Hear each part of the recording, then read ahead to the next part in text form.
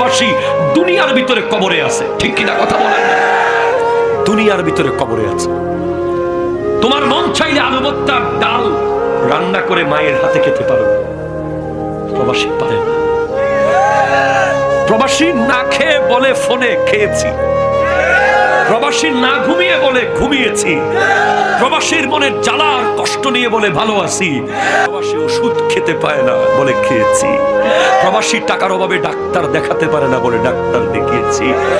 আমাদের প্রবাসী ভাইদের প্রতি যথেষ্ট সন্দেহ করে অনেক বাবা মারা। দরকার নাই সন্দেহ করা।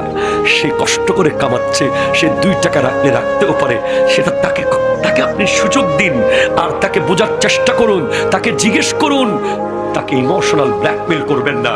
সে এমনিতেই কোনো মায়া মোহাব্বত ভালোবাসা পায় না সেখানে। আরেক দেশ, সেটা যতই দামি দেশ হোক, এটা আমার না, এই বরুড়ার জমিন।